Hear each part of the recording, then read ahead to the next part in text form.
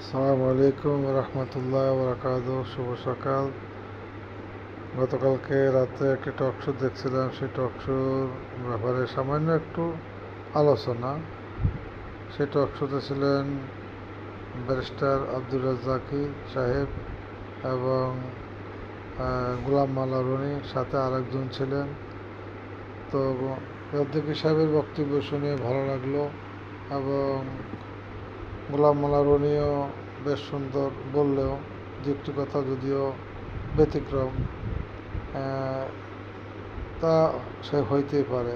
আরেকজন ভদ্রলোক, নাম এই মুহূর্তে মনে নাই, সে যেভাবে বলল তার কথা বোঝা গেল স্পষ্টভাবে সে ইসলাম বিদ্বেষী এবং জামাত বিদ্বেষী এবং ডক্টর ইউনূস বিদ্বেষী।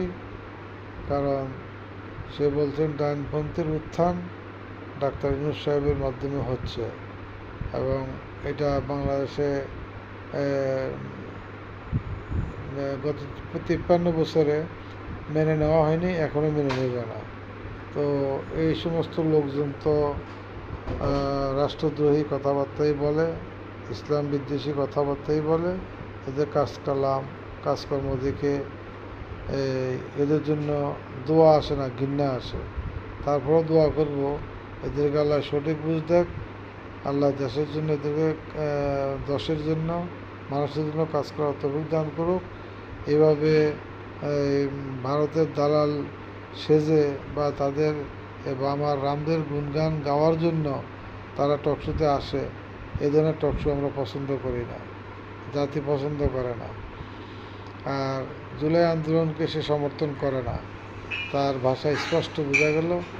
এবং গণভোটকে সে মানে না, পছন্দ করে না, সেখানে অনেক ব্যয়বহুল হবে।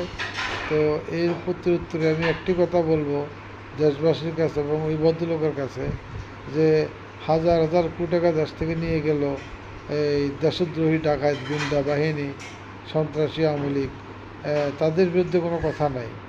এই জুলাই আন্দোলনের বিরুদ্ধে কথা এবং ভোটের বিরুদ্ধে কথা। গণভোটে খরচ কারা করবে, কিভাবে করবে, হাজার হাজার কোটি টাকা নিয়ে গেছে, তাদের বিরুদ্ধে তো কথা হয় না।